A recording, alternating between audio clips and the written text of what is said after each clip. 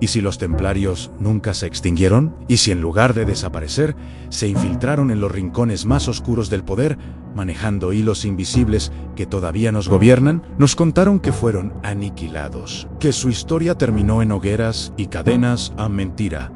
Lo que nadie te dijo es que dejaron un legado, oculto en reliquias prohibidas, fortunas malditas y secretos que podrían cambiar la historia de la humanidad. Esto no es un simple capítulo medieval, es una conspiración que respira hoy, en bancos, gobiernos y hasta en templos modernos disfrazados de inocencia. ¿Estás seguro de que el pasado quedó enterrado? Pues prepárate, porque vamos a destapar la verdad que siglos de silencio intentaron esconder. Hoy levantaremos el velo de la orden más enigmática y peligrosa de todos los tiempos. Pero antes, suscríbete al canal y cuéntanos en los comentarios qué otra hermandad secreta te atreverías a desenmascarar, porque lo que está por revelarse podría perseguirte incluso después de apagar este video. Las cruzadas han dejado una estela de sangre y ruinas en tierra. Santa en el reino cristiano de Jerusalén, recién establecido, es un castillo de arena que se tambalea con cada ola de conflicto. Peregrinos de toda Europa, movidos por la fe,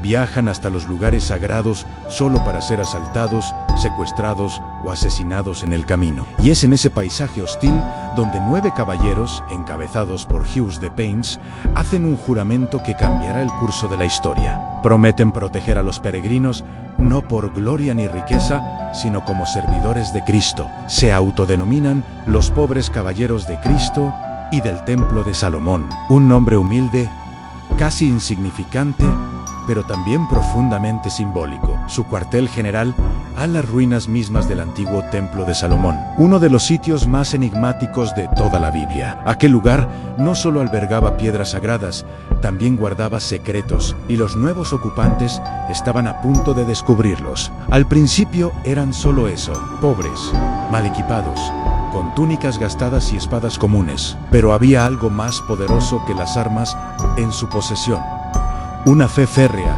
y una misión divina. Esa combinación los hizo distintos, y mientras otros buscaban botines, ellos cavaban literalmente con el paso del tiempo.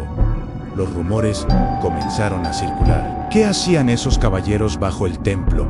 ¿Qué habían encontrado en las profundidades? Algunos decían que reliquias sagradas, otros conocimiento prohibido. Lo cierto es que sin explicación lógica, los pobres caballeros comenzaron a ganar influencia y aliados muy poderosos. La Iglesia de Roma pronto les daría su bendición, y esa bendición se convertiría en blindaje. En una Europa medieval, donde ni los reyes estaban a salvo, los templarios empezaron a moverse como si respondieran a un poder mayor, y lo hacían no ante ningún trono terrenal, sino directamente ante el Papa. Lo que empezó como un pequeño grupo de soldados piadosos se estaba transformando en algo mucho más grande, y con ello nacía un nuevo orden, uno que no solo protegería caminos, sino que trazaría los suyos propios en la historia. Pero ¿qué fue exactamente lo que encontraron bajo el Templo de Salomón? Fue allí donde comenzó el verdadero secreto de su poder. Durante siglos, las ruinas del Templo de Salomón fueron objeto de reverencia, temor y especulación. Pero cuando los caballeros templarios tomaron posesión de aquel lugar sagrado,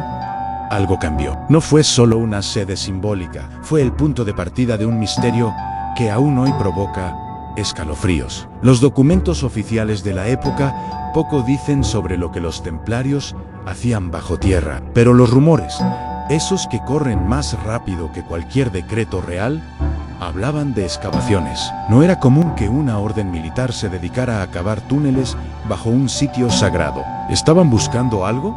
¿O ya sabían exactamente lo que querían encontrar? Algunos creen que allí descubrieron un objeto capaz de alterar el curso del Santo Grial.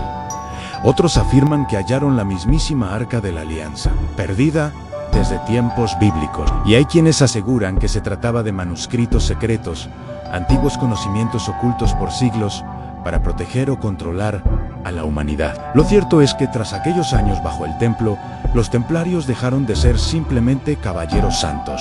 Su crecimiento fue exponencial, casi milagroso. En cuestión de décadas, pasaron de ser mendigos armados a poseer tierras, fortalezas y castillos desde Jerusalén hasta las Islas Británicas. Nadie asciende tan rápido sin despertar sospechas. Y las sospechas llegaron. Se decía que los templarios habían hecho un pacto, pero no con reyes ni con papas, con algo más oscuro. Las leyendas contaban que encontraron un poder antiguo bajo el templo, algo que no debía ser desenterrado, algo que los transformó para siempre. ¿Fue esa la fuente de su inmunidad? El motivo por el cual el Papa Inocencio II les otorgó el privilegio de responder, solo ante él y a nadie más en el mundo terrenal, una moneda de cambio o una advertencia silenciosa. Los enemigos de la orden empezaban a mirar con ¿por qué un grupo de monjes guerreros estaba más protegido que muchos reyes que sabían que no debía saberse? Una cosa es lo que ocurrió bajo el templo de Salomón. Fue el principio de un cambio irreversible. Algo se despertó en aquellas profundidades, y el eco de ese despertar aún resuena entre las piedras antiguas de Jerusalén. Pero mientras su poder crecía, también lo hacía su red de influencia. ¿Cómo pasaron de soldados a los banqueros más poderosos de Europa? Al principio, nadie lo vio venir. ¿Cómo podrían esos monjes de túnicas blancas y cruces rojas, consagrados a Dios y al combate, convertirse en los amos del dinero en Europa? Pero lo hicieron, y lo hicieron mejor que cualquier rey, noble o comerciante. Los caballeros templarios crearon algo que nadie había visto: una red financiera internacional. Mientras los demás construían castillos, ellos construían confianza. En cada reino, en cada ciudad importante, había una encomienda templaria. No eran solo fortalezas militares, eran centros logísticos, granjas productivas, puntos estratégicos y sobre todo, bancos. Los peregrinos podían depositar su oro en París y retirarlo en Jerusalén. Los reyes les pedían préstamos y los nobles confiaban sus riquezas a la orden. No era caridad, era una máquina perfecta, y como toda máquina bien engrasada, tenía un engranaje oculto que la movía desde las sombras. Mientras la iglesia los protegía con fervor, los templarios acumulaban tierras, flotas comerciales, ganadores y una fortuna incalculable. Pero su poder no venía solo del oro, venía del misterio. Nadie entendía del todo cómo funcionaba su estructura, ni siquiera los reyes. La nobleza comenzó a sentirse incómoda. ¿Qué tan apropiado era que una orden religiosa manejara más dinero que el tesoro real? ¿Qué tan peligroso era permitir que un grupo armado y autónomo pudiera financiar o sabotear una guerra sin pedir permiso? Y sin embargo, ningún poder se atrevía a desafiarlos, porque los templarios no solo eran ricos, eran intocables gracias a los decretos papales. No respondían ante ninguna autoridad terrenal. Podían cruzar fronteras, tomar decisiones y mover recursos con total libertad. Nadie más tenía ese privilegio. Los monjes con espadas se convirtieron en señores invisibles. Sus enemigos empezaron a crecer en silencio, porque desafiar a los templarios no solo era difícil, era peligroso, muy peligroso. Pero cuando el poder se vuelve absoluto, también se vuelve insoportable. Y algunos ya comenzaban a preguntarse a quién servían realmente los templarios. ¿A Dios? ¿A ellos mismos?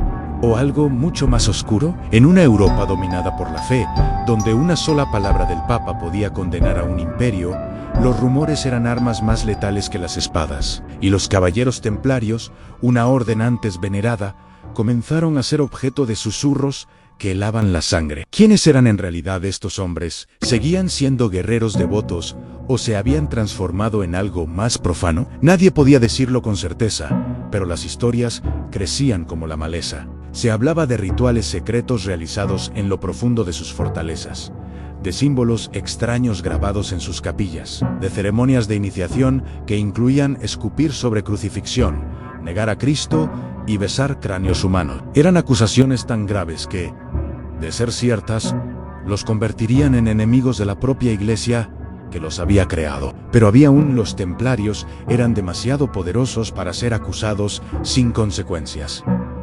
El Papa les debía protección, los reyes, dinero. Nadie se atrevía a romper el silencio. Nadie, excepto uno. El rey Felipe IV de Francia, desesperado por saldar sus deudas y restablecer su autoridad, vio en esos rumores una oportunidad dorada. Y aunque aún no tenía pruebas, tenía algo mucho más: miedo. Comenzó a alimentar el fuego en las cortes y en los pasillos del Vaticano.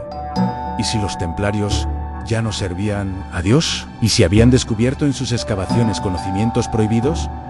¿Poderes paganos que los transformaron desde dentro? Las leyendas iban más allá. Se hablaba de la adoración a Baphomet, una figura demoníaca cuyo nombre surgía de confesiones arrancadas bajo tortura.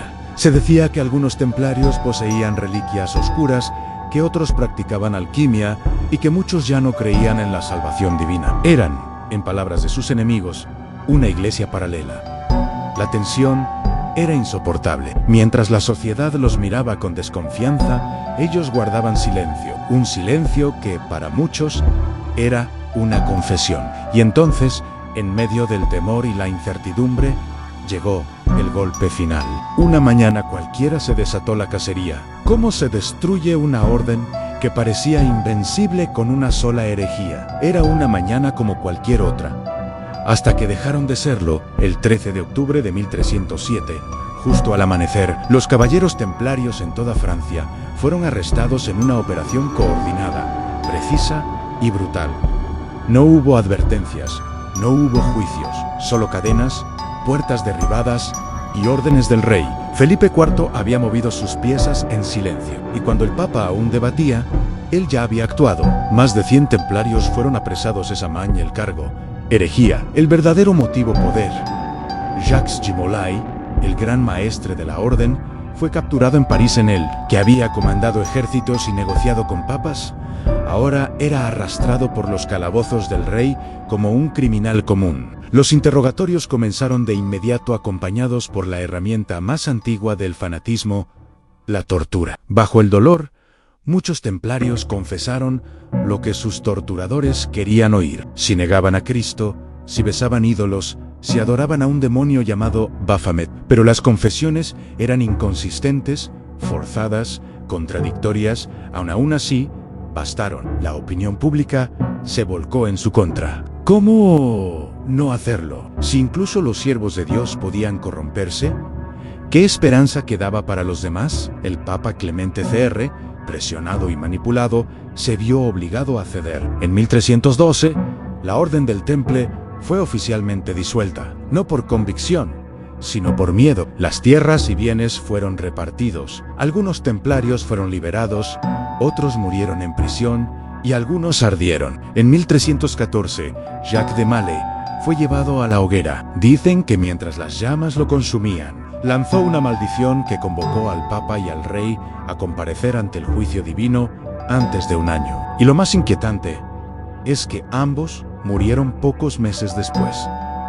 La orden fue silenciada, pero el eco de su caída, de su traición, aún retumba en la historia, porque nunca se halló el tesoro templario.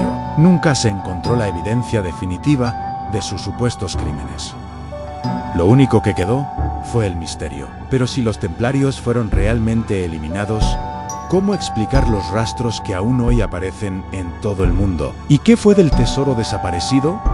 La orden había sido disuelta, sus líderes ejecutados, sus propiedades confiscadas. Pero había algo que ni el rey Felipe ni el Papa pudieron: el legendario tesoro templario. Durante siglos, esta ha sido una de las mayores obsesiones de historiadores, aventureros y conspiradores. ¿Dónde está el oro de los templarios?